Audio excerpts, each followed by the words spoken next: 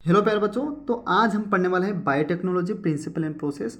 ये बायोलॉजी के top most important chapter में से आता है, जहाँ से 4 से 5 क्वेश्चन 6 क्वेश्चन भी नीट में हर साल क्वेश्चन पूछे जाते हैं। ठीक है, तो आज के लेक्चर में हम एनसीईआरटी की एक एक लाइन को निचोड़ के रख देंगे और हर एक लाइन से कब क्वेश्चन और कैसे क्वेश्चन आया है उसके बारे में भी हम देखने वाले, मतलब प्रीवियस ईयर के क्वेश्चन भी इसमें देखने वाले। तो बिना टाइम वेस्ट के अपन चैप्टर की शुरुआत करते हैं। तो सबसे पहले एनसीईआरटी की लाइन में लिखा है ईएफबी के बारे में। तो भाई ईएफबी का फुल फॉर्म ही आपको याद होना चाहिए। ईएफबी का फुल फॉर्म क्या होता है? यूरोपियन फेडरेशन ऑफ बायोटेक्नोलॉजी, मतलब एक कमेटी है जो क्या है, यूरोपियन फेडरेशन ऑफ बायोटेक्नोलॉजी। तो यूरोपियन फेडरेशन ऑफ बायोटेक्नोलॉजी ने डेफिनेशन दिया है किसका? बायोटेक्नोलॉजी का। हालांकि यहाँ से नीट में क्वेश्चन नहीं आया, लेकिन अपन एनसीईआरटी की मान सम्मान में पहली वाली लाइन पढ़ रहे हैं। ठीक है, तो मैं बताता भी रहूंगा कि कौन सी लाइन इंपॉर्टेंट है, कौन सी लाइन से क्वेश्चन आता है, किस लाइन को आपको ध्यान में रखना है। कुछ लाइन एनसीईआरटी में ऐसी भी है जो 2020, 21, 22, 23, 24 मतलब सिर्फ एक ही लाइन से 5 बार क्वेश्चन पूछते हैं, मतलब वो सबसे फेवरेट लाइन है। तो वो एक एक लाइन के बारे में अपन देखने वाले, बढ़िया तरीके से आपका डिकोड करने वाले अपन। ठीक है, तो भाई ईएफबी ने बायोटेक्नोलॉजी को बोला, बायोटेक्नोलॉजी की क्या है? The integration of natural science and organism cells, मतलब बायोटेक्नोलॉजी को इसमें क्या बोला? इंटीग्रेशन है किसका? नेचुरल साइंस और ऑर्गेनिज्म का। Part therefore and molecular analog for product and service, मतलब मोलिकुलर एनालॉग है प्रोडक्ट एंड सर्विस, मतलब बायोटेक्नोलॉजी का यूज करके अपन प्रोडक्ट्स बनाते हैं। ठीक है, ओके।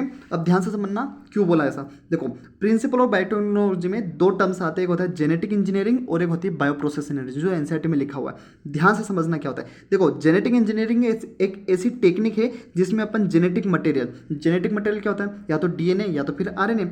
तो जेनेटिक मटेरियल जो डीएनए और आरएनए है, इसको अपन क्या कर देते हैं? इंट्रोड्यूस कर देते हैं होस्ट के अंदर। क्या बोला मैंने? जेनेटिक इंजीनियरिंग एक ऐसी टेक्निक है जिसमें जेनेटिक मटेरियल चाहे डीएनए हो या आरएनए हो, इसको इंट्रोड्यूस कर देते हैं अपन होस्ट के अंदर, जिससे उस होस्ट में फिनोटाइपिक चेंज होता है। क्या? उस होस्ट में चेंजिंग आ जाता है। ये है जेनेटिक इंजीनियरिंग। मतलब ये मैंने डीएनए लिया, ठीक है, ये मेरे पास होस्ट है, मैंने इस टेक्निक की मदद से डीएनए इसके अंदर इंटर कर दिया। अब देखो इसके फिनोटाइप में चेंज आ गया, बस यही है जेनेटिक इंजीनियरिंग।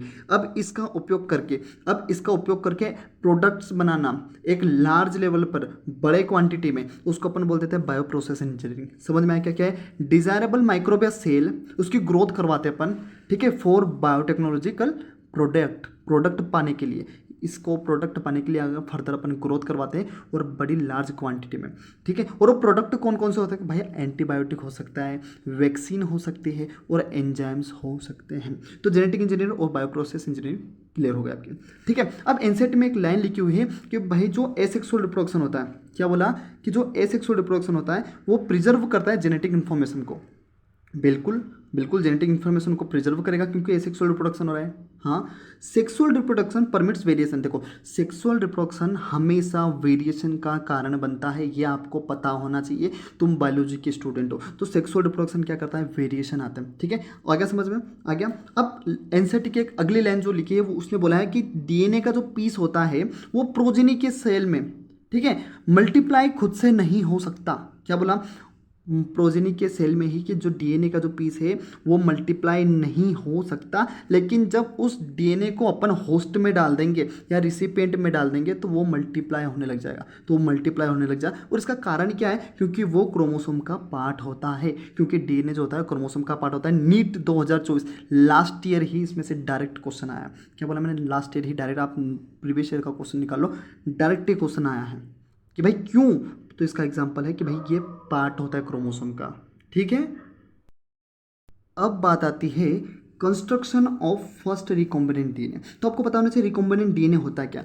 ऐसा डीएनए जो हमें चाहिए वैसा डीएनए है, मतलब हमारे अनुसार परिवर्तित किया गया डीएनए, हमारे अनुसार चेंजिंग किया हुआ डीएनए, उसी को अपन क्या बोलते हैं? Recombinant DNA. तो उसका कंस्ट्रक्शन कैसे हुआ, ये कैसे पॉसिबल हुआ? तो भाई अपन ने क्या क्या जीन लिया, ऐसा जीन जो एंटीबायोटिक रेजिस्टेंट है। क्या? ऐसा जीन लिया जो एंटीबायोटिक रेजिस्टेंस है। अब उसको अपन ने क्या किया? जैसे मेरे पास ये क्या है, देखो मान लो ये मेरे पास जीन है, ठीक है, ये मेरे पास क्या है? ये जीन है मेरे पास, और एक प्लाज्मिड लिया, ये मेरे पास एक प्लाज्मिड है, ठीक है, ये मेरे पास एक प्लाज्मिड है। तो जीन को प्लाज्मिड के साथ में अपन ने लिंक कर दिया। देखो अपने लिंक कर दिया, बढ़िया। अब ये प्लाज्मिड होता क्या है? ध्यान से समझना, प्लाज्मिड क्या होता है? ऑटोनोमसली रेप्लिकेटिंग मतलब ये रेप्लिकेशन करने की इसमें क्षमताएं होती है। ऑटोनोमसली मतलब ये खुद के अंदर ही क्षमता होती है, किसी पर डिपेंड नहीं होता है। सर्कुलर मतलब ये सर्कुलर रहता है, ठीक है, एक्स्ट्रा क्रोमोसोमल डीएनए, क्या बोला, autonomously replicating circulating extra chromosomal DNA, मतलब एक टाइप का ये डीएनए ही है। तो उस डीएनए को नेटिव प्लाज्मा के अंदर अपन एंटर कर देते हैं और इससे क्या बन जाता है अपना रिकॉम्बिनेंट डीएनए। ठीक है, अब बात आती है कि वो प्लाज्मिड किसका होता है। जो फर्स्ट रिकॉम्बिनेंट डीएनए अपन ने बनाया था किसके प्लाज्मिड से बनाया था, तो भाई वो था साल्मोनेला टाइफिम्यूरियम। याद कर लेना, क्या, साल्मोनेला टाइफिम्यूरियम के प्लाज्मिड में अपन ने जीन इंट्रोड्यूस कर दिया था। ठीक है, और ये किसने किया था, स्टैनले कोहेन और हर्बर्ट बोयर ने। कब, 1972 में। कब, 1972 में। ठीक है, अब एनसीईआरटी की अगली लाइन क्या था, मैं लाइन टू लाइन पढ़ा रहा हूँ आपको, बहुत मजा आने वाला है, ये भी बेसिक चढ़ा चैप्टर का। ठीक है, अब अगली लाइन जो नीट 2023 में, 15 में, 2002 में मतलब बार बार पूछी गई है, क्या, कि भाई cutting of DNA at specific location become possible. ये डीएनए इसको कट करना है अपने को, तो ये किससे पॉसिबल हुआ, रेस्ट्रिक्शन एंजाइम से। अब ये इसकी खोज कैसे हुई, ये कैसे आया, इसके बारे में अपन अगले पेज में या एक दो बात अभी पढ़ने वाले हैं, जस्ट पढ़ने वाले हैं। ठीक है, तो भाई डीएनए को कट करने वाला कौन सा एंजाइम होता है, रेस्ट्रिक्शन एंजाइम, और इसी को अपन क्या बोलते हैं, मोलिकुलर सीजर बोलते हैं। लास्ट अभी नीट 2023 में ही ये क्वेश्चन आया हुआ है। और इस डीएनए को कटे हुए डीएनए को वापस लिंक अपन किससे करते हैं, लाइगेज, किससे, लाइगेज एंजाइम से। ठीक है, डीएनए लाइगेज, समझ में आ गया। अब देखो, जेनेटिकली मॉडिफाई ऑर्गेनिज्म, अगर आपको जेनेटिकली मॉडिफाई करना है किसी ऑर्गेनिज्म को, किसी सेल को, तो इसकी 3 स्टेप हैं। क्या बोला मैंने, 3 स्टेप है। या अगर मैं कहूँ कि रिकॉम्बिनेंट डीएनए बनाने की कितनी स्टेप है, तो वो भी 3 स्टेप है। सबसे पहले तो identification of DNA with desirable gene. सबसे पहले जो डिजायरेबल जीन, ऐसा जीन जो अपने को चाहिए, ऐसे जीन वाले जो डीएनए उसको आइडेंटिफाई कर लो कि बस हाँ यही जीन है। फिर उसको क्या कर दो पता है, उसको होस्ट के अंदर डाल दो। होस्ट के अंदर डालने के बाद में मेंटेन करो of introduce DNA in host and transfer of DNA into its progeny. क्या बोला मैंने, सबसे पहले तो डिजायरेबल जीन वाले को डीएनए को आइडेंटिफाई करो, फिर उसको होस्ट में डालो और फिर उसको मेंटेन करो और उसको ट्रांसफर कर दो किसमें, प्रोजेनी के अंदर। तो ये 3 बेसिक स्टेप ही होती है किसकी, जेनेटिकली मॉडिफाई एन ऑर्गेनिज्म। इसमें से क्वेश्चन नहीं आया अभी तक। ठीक है, ओके, अभी तक नहीं आया। अब देख लेते अपन एनसीईआरटी का नेक्स्ट टॉपिक है tools of recombinant DNA technology. भाई ऐसे कौन से टूल्स है जो रिकॉम्बिनेंट डीएनए टेक्नोलॉजी के लिए इंपॉर्टेंट है। तो सबसे पहले आता है रेस्ट्रिक्शन एंजाइम, जो कट करने का काम करता है, मैंने अभी हाल बताया। अब रेस्ट्रिक्शन एंजाइम हुआ कैसे, 1963 के अंदर, 1963 के अंदर 2 एंजाइम आइसोलेट किए गए। कितने एंजाइम, 2 एंजाइम को आइसोलेट किया गया, responsible for restricting the growth of bacteriophage in E coli. जो क्या करता था, इकोलाई के अंदर बैक्टीरियोफेज की ग्रोथ को रोकता था। क्या बोला मैंने, 2 एंजाइम को आइसोलेट किया गया जो क्या करता है, ई कोलाई में बैक्टीरियोफेज की ग्रोथ को रिस्ट्रिक्ट करता था। कितने एंजाइम, 2 एंजाइम, जिसमें से एक एंजाइम क्या काम करता था पता है, डीएनए में क्या करता है, मिथाइल ग्रुप को जोड़ देता था। एक एंजाइम ने क्या बोला कि भाई तू डीएनए को मिथाइल ग्रुप के साथ में जोड़ दे। दूसरा एंजाइम क्या करता था, उसको कट मार देता था। तो पहला क्या करता था, मिथाइल ग्रुप को डीएनए से जोड़ देता था और दूसरा कट करता था, जिसे अपने रेस्ट्रिक्शन एंडोन्यूक्लियस बोल दिया। क्या बोल दिया, रेस्ट्रिक्शन एंडोन्यूक्लियस।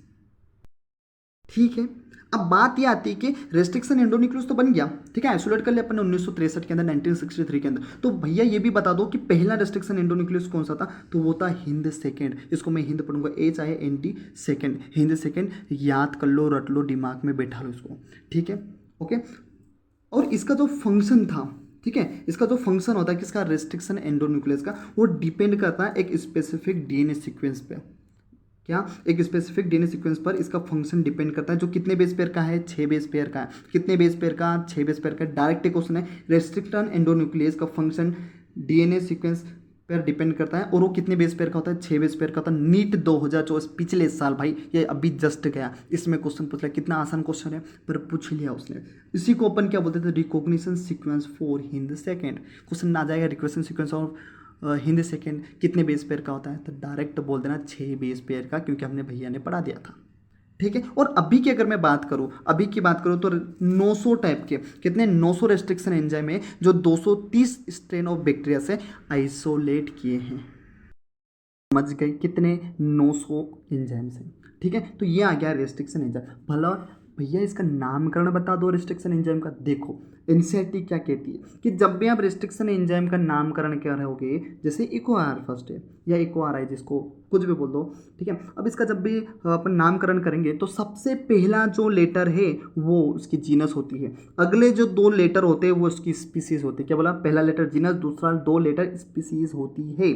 ठीक है, समझ पा रहे हो आप? जैसे इस्चेरिचिया कोलाई आर वाई 13। अब ये जो 13वां जो नंबर लिखा है ना, 13 ये क्या है?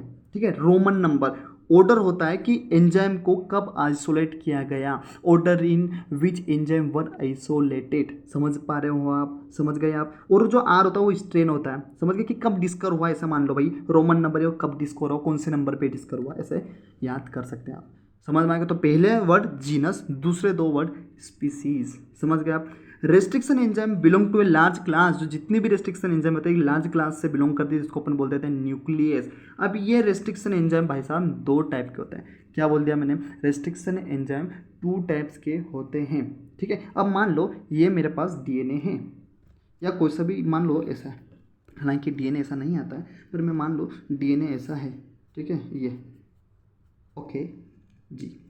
अब ऐसा एंजाइम जो जो एंड्स पर कट करे, एंड्स पर, तो इसको अपन क्या कहेंगे? इंडोन्यूक्लियस। क्या कह देंगे?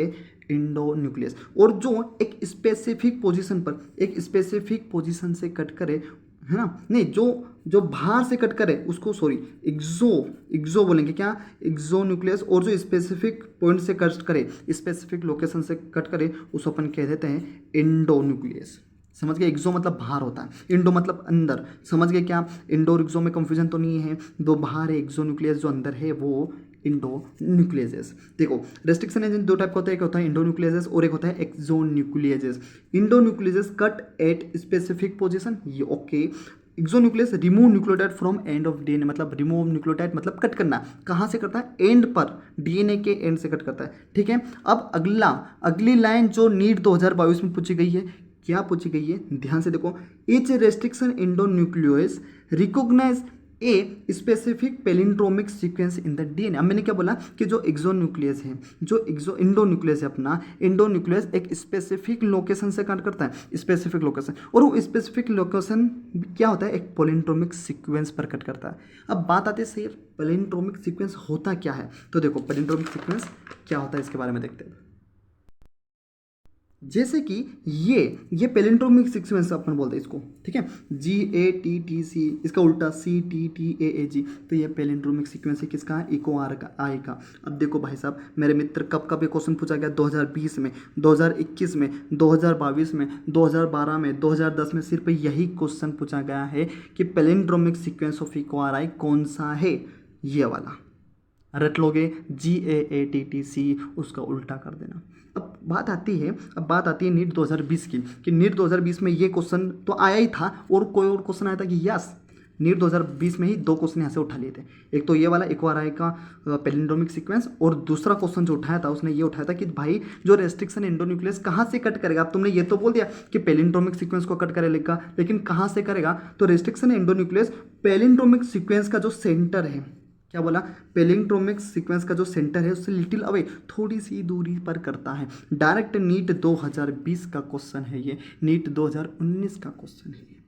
आ गया क्या मजा? रेस्ट्रिक्शन इंडोन्यूक्लियस क्या करेगा? पेलिंड्रोमिक सीक्वेंस के सेंटर से लिटिल अवे कट करता है। बिटवीन, अब देखो कहाँ पर? 2 same base on opposite stand, 2 opposite stand के सेम बेस से। याद कर लो, दिमाग में फिट कर लो इसको। ठीक है, कि भाई सेंटर से little away and opposite stand के सेम बेस से ये क्या करता है? कट करता है। मजा आ गया? अब आफ्टर कटिंग भाई, जैसे उसने कट किया तो पता है क्या होता है? एक स्टिकी एंड बन जाता है। क्या बन जाता है? Sticky and. ठीक है, और उस स्टिकी एंड इसलिए बनता है ताकि जब उसको फर्दर अब जब किसी दूसरे डीएनए से या फॉरेन डीएनए से जब ज्वाइन करोगे तो उसको ज्वाइन करने में आसानी रहे। तो अगर ज्वाइन करने के लिए भी कोई एंजाइम की जरूरत लगती है कि भैया? यस, लगती है, और उसको अपन बोलते हैं डीएनए लाइगेज। क्या बोल देते हैं? DNA ligase. समझ गए आप? कंसेप्ट बन रहा है माइंड में? ओके, अब अपन बात करते हैं कि अपन ने कट पीट भी कर लिया। ठीक है, अब जो फ्रेगमेंट जो डीएनए बना उसको सेपरेट करते हैं क्या? हाँ, सेपरेट करते हैं अपन। ठीक है, तो कट पीट कर दिया फ्रेगमेंट। अब जैसे कट किया ना आपने, कट कट कट कट कर दिया रेस्ट्रिक्शन एंडोन्यूक्लियस से, तो उसके बहुत सारे फ्रेगमेंट बन जाएंगे। क्या बोल दिया मैंने, बहुत सारे फ्रेगमेंट बन जाएंगे, ये अलग अलग साइज के, अलग अलग शेप के, अलग अलग टाइप के। तो इनको एक एक को सेपरेट करेंगे कि अपने को कौन सा चाहिए। तो इसके लिए एक टेक्निक आई थी जिसको अपन ने बोल दिया था जेल इलेक्ट्रोफोरेसिस। क्या बोल दिया था भाई साहब, जेल इलेक्ट्रोफोरेसिस। अब जेल इलेक्ट्रोफोरेसिस में क्या होता है, इसमें इलेक्ट्रिक फील्ड का यूज़ किया जाता है। क्या, इलेक्ट्रिक फील्ड का यूज़ किया जाता है। अब देखो, तुम्हें तो ये पता ही होगा भाई, तुम्हें तो ये पता होगा कि डीएनए जो फ्रेगमेंट होता है ये नेगेटिव चार्ज पार्टिकल है। एक नेगेटिव, क्यों, क्योंकि इसमें फास्फेट होता है। क्या होता है, फास्फेट होता है ना डीएनए के अंदर, ठीक है। तो डीएनए फ्रेगमेंट नेगेटिव चार्ज है, और अगर तुम्हें थोड़ी सी भी फिजिक्स आती है तो नेगेटिव कहाँ जाता है, एनोड की ओर। डायरेक्ट एक क्वेश्चन आया है नीट में, ये भी एनोड की ओर। तो ठीक है, तो डीएनए फ्रेगमेंट किसकी ओर बढ़ता है, एनोड की ओर, under the electric field. Gel electrophoresis का प्रिंसिपल है कि DNA fragment negative charge particle है, इलेक्ट्रिक फील्ड के अंडर में ये एनोड की ओर भागता है। तो इससे क्या हो जाएगा, अलग अलग बेंड सेपरेट हो जाएंगे, ठीक है। अब इसमें किसी मैट्रिक्स का यूज किया जाता है, उस मैट्रिक्स का नाम है एगाओरेज जेल। क्या है, एगाओरेज जेल, जो क्या है, एक नेचुरल पॉलीमर है जिसको अपन सी वीट से लिया गया है, ठीक है, समुद्री घास से लिया गया है एगाओरेज जेल को, ठीक है। अब डीएनए फ्रेगमेंट जो सेपरेट करते हैं, किस बेसिस पे सेपरेट करते हैं भाई साहब, उसके साइज के हिसाब से, छोटा है बड़ा है, इसके हिसाब से अपन ने सेपरेट करते हैं साइज के अकॉर्डिंग थ्रू सीविंग इफेक्ट। एक इफेक्ट होता है सीविंग इफेक्ट, इतना याद कर लो बस तुम। मजा आ गया क्या। जेल इलेक्ट्रोफोरेसिस क्या करता है, डीएनए फ्रेगमेंट को सेपरेट करता है। इसमें एक जेल का यूज़ किया जाता है, एगाओरेज जेल, जो कहाँ से लिया, सीवीड से लिया गया है। और इसमें सेपरेशन किस बेसिस पे होता है, on the basis of size. समझ गए, ओके, आगे बढ़ते हैं।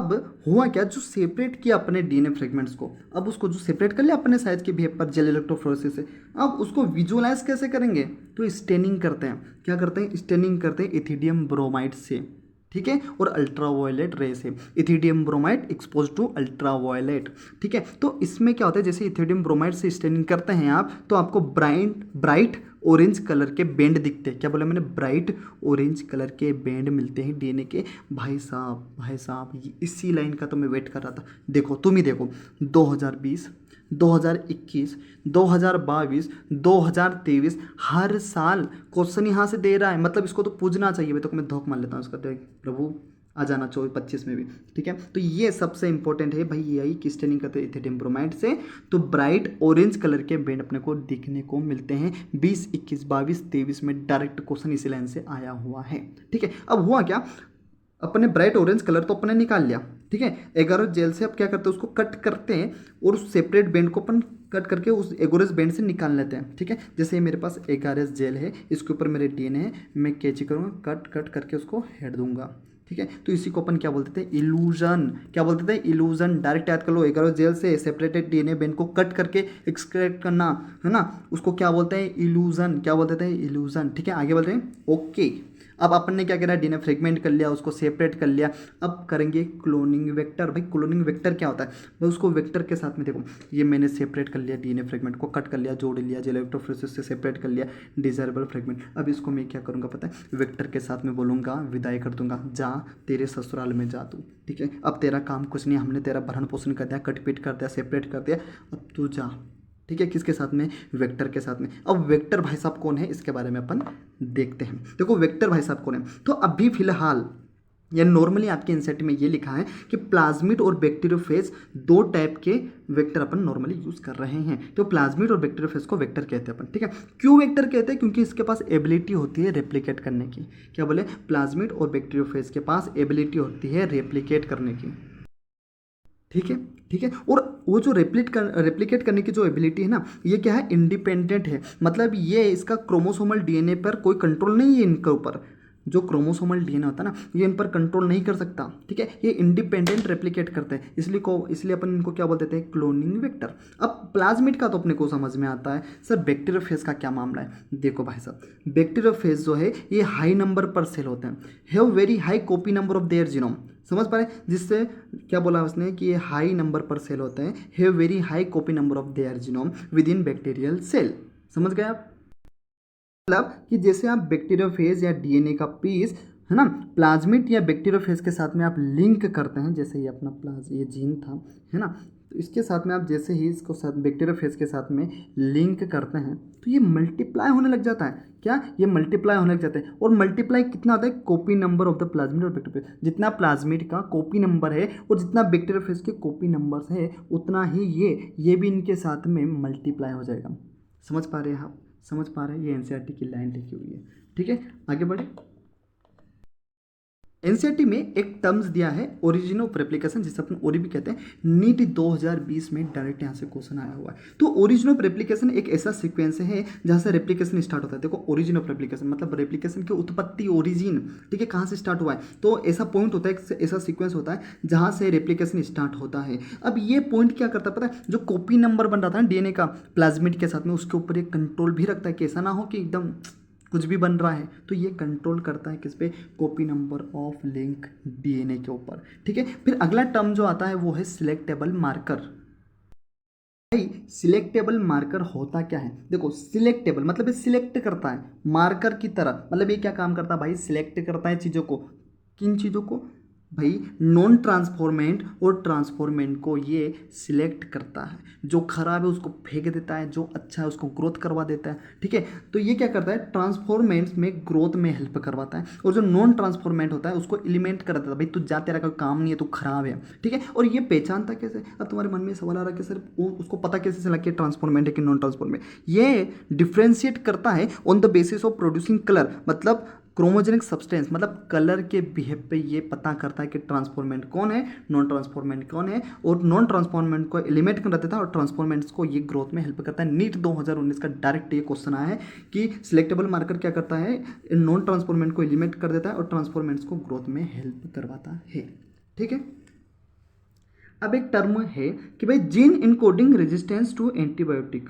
ऐसे जीन जो रेजिस्टेंट है एंटीबायोटिक्स, कौन से एंटीबायोटिक भाई साहब? एम्पिसिलिन, क्लोरमफेनिकोल, टेट्रामाइसिन, जिसे टेट्रासाइक्लिन, उसी को अपन केनामाइसिन कह देते हैं। ठीक है, तो ऐसे एंटीबायोटिक को रजिस्ट करने वाले जीन है ना, उसी को अपन क्या बोलते हैं? Selectable marker. किसके लिए?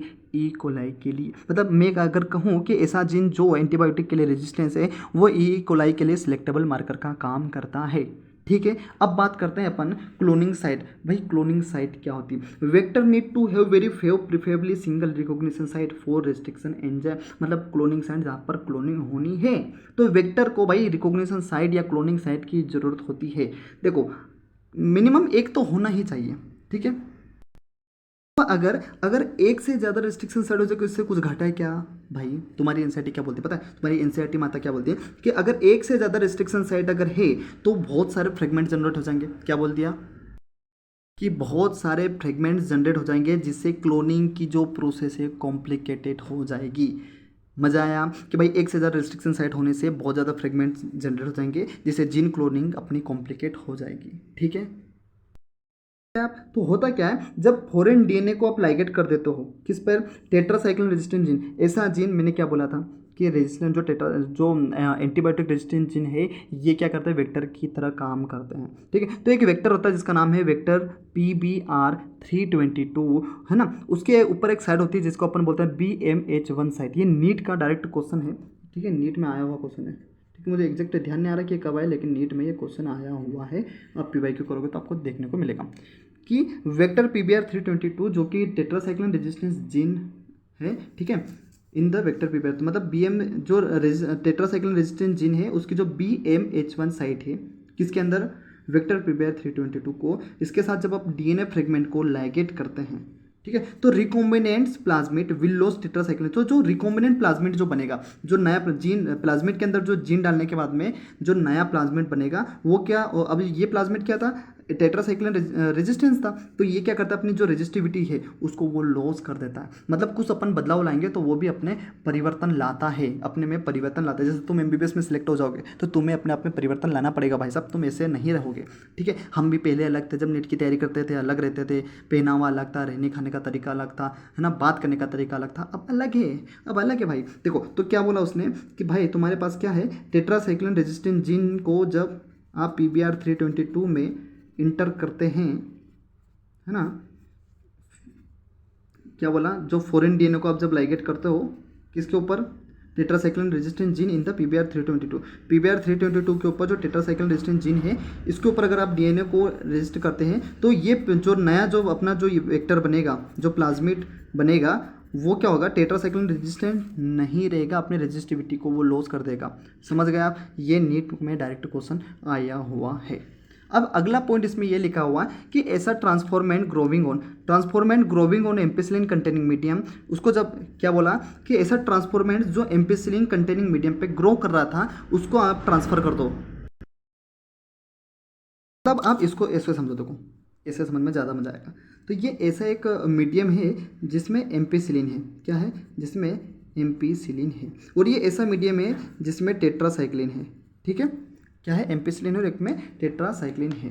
ठीक है, अब ऐसा ट्रांसफॉर्मेंट, इसमें ट्रांसफॉर्मेंट्स है जो पहले तो एम्पिसिलिन में ग्रो कर रहा था, जब इसको मैं यहाँ से निकाल कर टेट्रासाइक्लिन कंटेनिंग मीडियम में डाल दूंगा तो ये क्या करेगा, ट्रांसफॉर्मेंट एम्पिसिलिन में तो ग्रोथ कर रहा था लेकिन टेट्रासाइक्लिन में ये ग्रोथ नहीं करता है। ठीक है, ये टेट्रासाइक्लिन पे ग्रोथ नहीं करता, कौन, ट्रांसफॉर्मेंट। लेकिन जो नॉन ट्रांसफॉर्मेंट होता है, कौन, नॉन ट्रांसफॉर्मेंट जो होते हैं, वो एम्पिसिलिन पर भी ग्रोथ कर लेता है और टेट्रासाइक्लिन पर भी ग्रोथ कर लेता है। ये एनसीईआरटी की लाइन है, आपको समझ में आ गई होगी कि ट्रांसफॉर्मेंट अगर ऐसा ट्रांसफॉर्मेंट जो एम्पिसिलिन पर ग्रोथ कर रहा था उसको निकाल के जब मैं टेट्रासाइक्लिन पर डालूंगा तो वो ग्रोथ नहीं करता है, लेकिन नॉन ट्रांसफॉर्मेंट के साथ में अलग होता है, वो एम्पिसिलिन पर भी ग्रोथ कर लेता है और टेट्रासाइक्लिन पर भी वो ग्रोथ कर लेता है। अब एक टर्म ऐसी है, एक पॉइंट ऐसा लिखा है, एक लाइन ऐसी लिखी है जिसे अपन बोल देते हैं इंसर्शनल इनएक्टिवेशन, नीट एनसीईआरटी में। ठीक है, यहाँ से भी क्वेश्चन आया हुआ है। अभी होता क्या है इंसर्शनल इनएक्टिवेशन, ध्यान से देखो।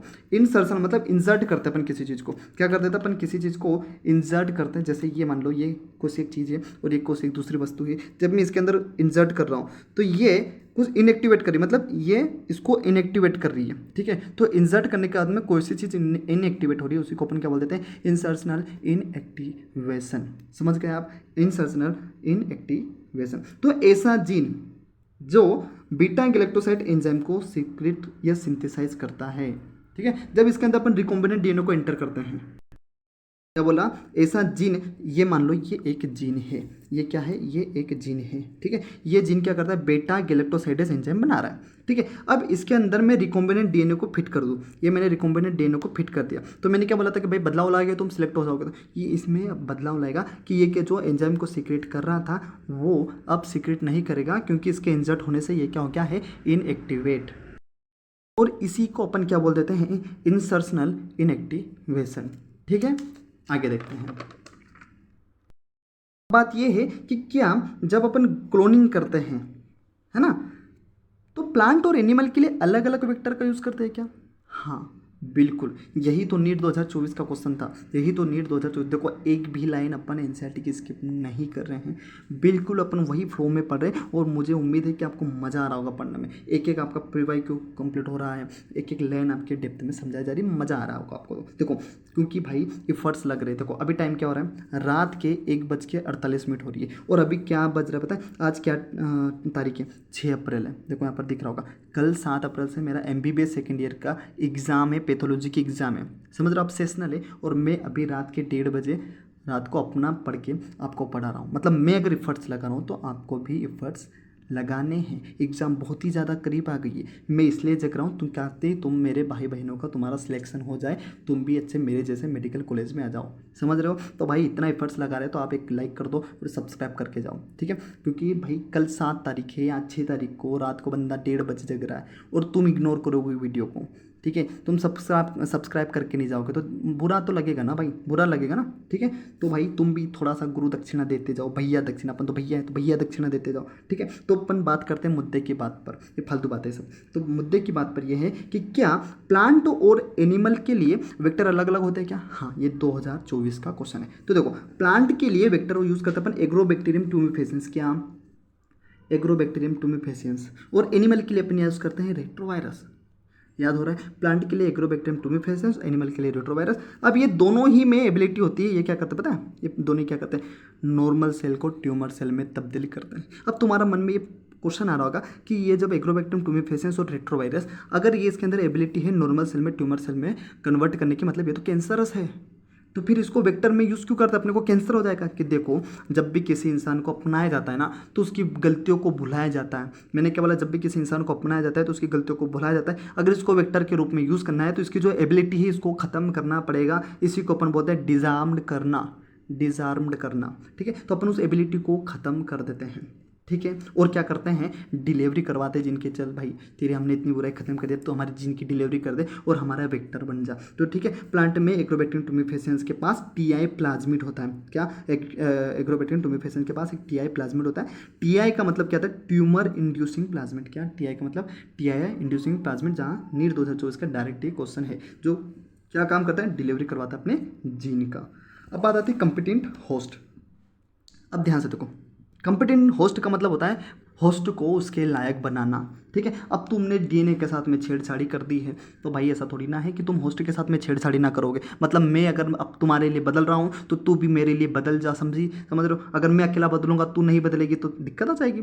ठीक है, तो भाई अगर डीएनए में बदलाव लाया है तो होस्ट में भी अपने को बदलाव लाना पड़ेगा। इसका रीज़न क्यों है? क्योंकि डीएनए एक हाइड्रोफिलिक मॉलिक्यूल है, ये सेल मेम्ब्रेन को पास नहीं कर सकता है। अब डीएनए में चमत्कार तो हो नहीं सकता, तो अपन चमत्कार किस में कर दो? सेल मेम्ब्रेन में। ठीक है, सेल मेम्ब्रेन को कंपिटेंट बना दो ताकि वो क्या कर दे? डीएनए को ग्रहण कर ले। तो bacterial cell made competent to take up DNA. मजा आ रहा है कि नहीं? तो अपन कैसे करते हैं भाई? सबसे पहले तुम क्या करो, एक स्पेसिफिक कंसंट्रेशन पर डाइवेलेंट केटाइन को डाइवेलेंट केटाइन से ट्रीट कर दो। डाइवेलेंट केटाइन बोले तो कैल्शियम। इससे क्या हो जाएगा पता है? कि जो सेल है तुम्हारी वो डीएनए को आसानी से इंटर करने देगी, उसकी इफिकेसी इंक्रीज हो जाएगी। तो पहला तो क्या था? डाइवेलेंट केटाइन से क्या कर दो? ट्रीट कर दो। ये पहला था। दूसरा क्या है? दूसरा है सेल और रिकॉम्बिनेंट डीएनए। मतलब पहला तो वो था, दूसरा क्या है? सेल एंड रिकॉम्बिनेंट डीएनए को आप 42 डिग्री सेल्सियस पे गर्म कर दो, हीट कर दो और फिर वापस कूलिंग कर दो। मतलब पहले गर्म ठंडा खेल खेलो, तो उससे भी क्या हो जाएगा भाई? सेल थक जाएगी, चलो आजा मेरे अंदर ही आ जा। तो समझ गए कि भाई सेल बोलेगी तू आजा मेरे अंदर ही आ जा, ये गर्म ठंडा खेल मुझे नहीं खेलना है। तो अपन क्या करते हैं? सेल और रिकॉम्बिनेंट डीएनए को 42 डिग्री सेल्सियस पे हीट करते हैं और फिर कूलिंग करते हैं, जिससे क्या हो जाता है? Enable the bacteria to take up the recombinant DNA. फिर अपन क्या यूज़ करते हैं? तीसरा, माइक्रो इंजेक्शन डाल दो भाई। आरएनए जो रिकॉम्बिनेंट डीएनए को डायरेक्ट इंजेक्ट कर दो सेल के अंदर। नहीं करना हमें बदलाव, नहीं करते, डायरेक्ट हम इंजेक्शन लगा देंगे। इसके अलावा प्लांट सेल में अपन बम्बारी कर देते हैं हाई वेलोसिटी माइक्रो पार्टिकल्स की। कौन सा? गोल्ड एंड टंगस्टन की अपन क्या करते हैं? बम्बारी कर देते हैं। ठीक है, इसी को अपन क्या बोलते हैं? Biolistics and gene gun. इसी को अपन क्या बोल देते हैं? Biolistic and gene gun. NEET 2023 का तुम्हारा डायरेक्ट क्वेश्चन है। कहाँ का? नीट 2023 का।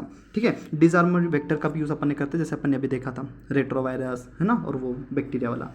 अब आता है रिकॉम्बिनेंट डीएनए टेक्नोलॉजी। अपन ने टूल्स के बारे में देख लिया, वेक्टर के बारे में देख लिया, है ना, एंजाइम्स के बारे में देख लिया, क्या क्या। अब देखते हैं टेक्नोलॉजी कैसे है, बनाते कैसे है। तो सबसे पहले भाई तुम नीट 2023 से आया है, डायरेक्ट इसी से क्वेश्चन पूछ लिया उसने, तो भाई आसान है। डीएनए को तुम पहले आइसोलेट कर लो, फिर उसको फ्रेगमेंट कर लो, रेस्ट्रिक्शन एंजाइम से कट कर लो, फिर उसको जेल इलेक्ट्रोफोरेसिस से उसको सेपरेट कर लो साइज के हिसाब से, फिर उसको लाइगेट कर दो वेक्टर के साथ में। देखो आइसोलेट किया तुमने, आइसोलेट किया, फ्रेगमेंट कट कर दिया, कट करने के बाद में उसको सेपरेट कर दो, सेपरेट करने के बाद में उसको वेक्टर से लाइगेट कर दो कि जा तेरे ससुराल जा, और कहाँ डाल दो? होस्ट के अंदर। ठीक है, होस्ट को कंपिटेंट कैसे बनाते हो अभी अपन ने देख लिया। फिर कर दो कल्चर कर दो लार्ज स्केल पर, बन गया तुम्हारा डीएनए टेक्नोलॉजी से प्रोडक्ट बन गया। 2023 में डायरेक्ट यहाँ से क्वेश्चन आया हुआ है। अपन अच्छे से समझते हैं कि भाई आइसोलेट कैसे करें अपन। जैसे मैंने बोला कि सबसे पहले आइसोलेट करो, फिर फ्रेगमेंट करो, फिर होस्ट के साथ वेक्टर के साथ में जोड़ो, फिर होस्ट को ये करो, तो उसको अपन थोड़ा अच्छे से पढ़ लेते हैं। आइसोलेशन ऑफ जेनेटिक मटेरियल, तो आइसोलेट कैसे करेंगे? तो सबसे पहले तो तुम क्या करोगे? देखो तुम्हें जेनेटिक मटेरियल कहाँ मिलेगा? सेल के अंदर, सेल के अंदर। और ये मान लो उसकी सेल वाल है, ये उसकी सेल वाल। तो सबसे पहले तो तुम सेल वाल को ब्रेक डाउन करो, सेल वाल को ब्रेक डाउन करो। अब अंदर तुम्हें क्या क्या मिलेगा? आरएनए, डीएनए और प्रोटीन। अब तुम क्या करोगे पता है? आरएनए और प्रोटीन को खत्म करो, बचेगा क्या? डीएनए। इसको आइसोलेट कर लो। कंसेप्ट समझ में आएगा? सबसे पहले सेल वाल को तोड़ो, फिर आरएनए और प्रोटीन को खत्म करो, डीएनए तुम्हारा बच जाएगा। तो देखो सबसे पहले तो अपन सेल वाल का ब्रेकडाउन करते हैं बाय द एंजाइम। जैसे अगर बैक्टीरिया की सेल वाल है तो उसको लाइसोजाइम, प्लांट की सेल है तो सेलुलोज से, फंजाई की सेल है तो काइटिनेज से। क्या बोला? बैक्टीरिया है तो लाइसोजाइम से, प्लांट सेल है तो सेलुलोज से, फंजाई है तो काइटिनेज से अपन क्या कर देते हैं? उसको ब्रेकडाउन कर देते हैं सेल की। अब बारी आती है भाई डीएनए, आरएनए और प्रोटीन का। 3 बचा। तो भाई डीएनए तो अपने को प्राप्त करना है, तो अपन ब्रेक किसको करेंगे? आरएनए को, आरएनए को और प्रोटीन को, इसको रिमूव करेंगे। आरएनए को राइबोन्यूक्लियस से और प्रोटीन को प्रोटीएस से। नाम से क्लियर है भाई, नीट 2023 का क्वेश्चन, किसे? नीट 2023 का क्वेश्चन है ये। और यहीं से क्वेश्चन भी आया था 4 DNA, ये है नीट 2023 का 4 DNA प्रिसिपिटेशन। तुम्हें प्रिसिपिटेट करना है, DNA को संघनित करना है, ठीक है, मतलब DNA ही प्राप्त करना है बढ़िया तरीके से। तो तुम क्या कर दो, उसको दारू पिला दो, चाइल्ड इथेनॉल में डाल दो उसको, ठीक है, उसको चाइल्ड इथेनॉल उसमें डाल दो, ठीक है। तो इससे क्या पता, तुम्हें पता है जो DNA था वो थ्रेड लाइक दिखने लग जाएगा। सबसे पहले सेल वॉल ब्रेकडाउन किया, RNA और प्रोटीन को हटा दिया, फिर उसको क्या कर दो, चाइल्ड इथेनॉल से मतलब उसको चाइल्ड इथेनॉल उसमें डाल दो, जिससे क्या हो जाएगा, DNA थ्रेड लाइक बन जाएगा।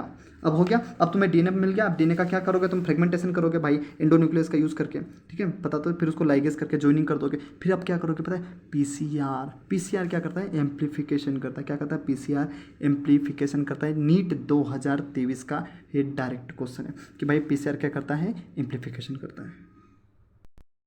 PCR है क्या, एम्प्लीफिकेशन है क्या भाई? PCR, अब देखो, जो तुम्हें फ्रेगमेंट मिला है वो कम मात्रा में है, जो तुम्हें DNA मिला कम मात्रा में, उसको ज़्यादा मात्रा में बनाना पड़ेगा, ज़्यादा मात्रा में बनाना पड़ेगा तब फॉर कल्चरिंग के लिए, समझ रहे हो। जैसे कभी कभार अपन देखते हैं ना कि कुछ एक्सीडेंट हो गया है, कहीं रेप हो गया है, कभी क्या हो गया, तो जो अपने को वो मिलता है, फ्रेगमेंट्स मिलते हैं या कुछ भी, जैसे स्पर्म के फ्रेगमेंट्स, इधर उधर के फ्रेगमेंट्स, उसमें DNA को अपन करते हैं तो बहुत कम मात्रा में मिलता है, तो उसमें PCR करते हैं ताकि ज़्यादा लार्ज क्वालिटी में अपने को मिल जाए। तो PCR क्या है पता है, P stand for polymerase chain reaction, polymerase chain reaction, जिसमें अपन क्या करते हैं, मल्टीपल कॉपीज को सिंथेसाइज करते हैं, ठीक है। अब स्टेप्स PCR की क्या है, मैंने डायरेक्ट इसको डाई बोलता हूँ, DAE, डायरेक्ट 2021, 2018, 2012, डायरेक्ट यहाँ से क्वेश्चन आया है डाई से ही बस।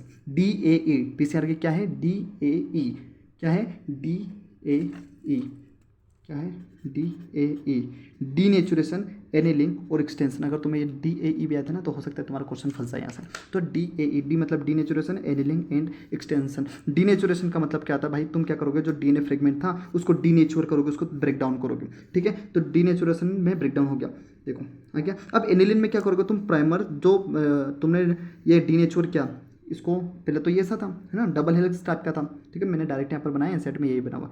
अब इसको अपन ने सेपरेट कर दिया, किसे, डीनेचुर कर दिया।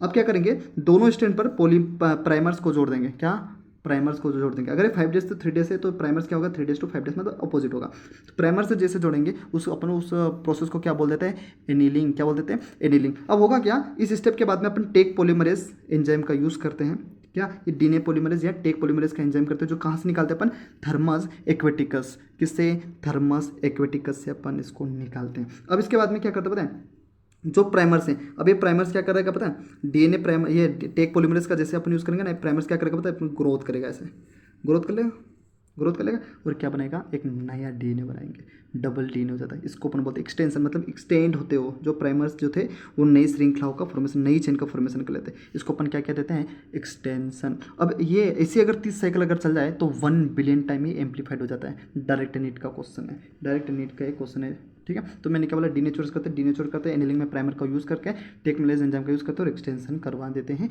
और अपनी मल्टीपल कॉपीज़ बनने लग जाती है। तो ये था PCR के बारे में। फिर अब अपन क्या करते हैं, जो एम्पलीफाइड जो फ्रेगमेंट्स हैं, अब जो एम्पलीफाई होकर बहुत सारे अपने को उसको लाइगेट कर देते हैं अपन वेक्टर के साथ में, और फिर क्लोनिंग करने पहुंच जाते हैं, ठीक है, क्लोनिंग करने पहुंच जाते हैं। तो obtaining the foreign gene product, फिर अपन क्या करते हैं, जीन प्रोडक्ट को ऑब्टेन करते हैं, क्लोनिंग करते हैं, मल्टीप्लाइड करते हैं। अब आती है बायोरिएक्टर क्या चीज़ है। नीट 2024 मतलब पिछले साल ये क्वेश्चन आया है कि भाई क्या होता है, जो स्मॉल वॉल्यूम का जो प्रोडक्ट तुम्हारा बना है छोटा, उसको तुम लार्ज क्वांटिटी में बना दो, क्या, लार्ज क्वांटिटी में बना दो। तो बायोरिएक्टर ऐसा है क्या जो लार्ज क्वांटिटी में बनाते हो। बायोरिएक्टर क्या करता है पता है तुम्हें, ये ऑप्टिमल कंडीशन प्रोवाइड करता है, किसको, ताकि अपन डिजायर्ड प्रोडक्ट, मतलब जो अपने को प्रोडक्ट चाहिए ऐसा प्रोडक्ट मिल जाए, वो भी लार्ज क्वांटिटी में। तो बायोरिएक्टर क्या करता है, उसको एक ऐसा इन्वायरमेंट प्रोवाइड करवाता है, जैसे कि अच्छा टेम्परेचर, अच्छा pH, अच्छा सबस्ट्रेट, साल्ट्स, विटामिन, ऑक्सीजन, ये सारी चीज़ें बायोरिएक्टर उसको प्रोवाइड करवाता है। अब क्वेश्चन आता है कि मोस्ट कॉमन बायोरिएक्टर कौन सा है, तो वो है स्टायरिंग टाइप का। कौन से टाइप का, स्टायरिंग टाइप का। फिर लास्ट में जो है वो है डाउन स्ट्रीमिंग प्रोसेसिंग। भाई डाउन स्ट्रीमिंग प्रोसेसिंग में अपन क्या करते हैं, उसको सेपरेशन करते हैं और प्यूरिफाई करते हैं। ओके, ये नीट का क्वेश्चन है कि भाई डाउन स्ट्रीमिंग प्रोसेस में क्या करते हैं, सेपरेशन करते हैं और प्यूरिफिकेशन करते हैं। तो यही हुआ इस चैप्टर का द एंड। तो ये था पूरी एनसीईआरटी का कवरेज, जिसमें हमने सारे PYQ एक एक लाइन को अच्छे से देखा। अगला चैप्टर आपको कौन सा पढ़ना है कमेंट में ज़रूर बताएं।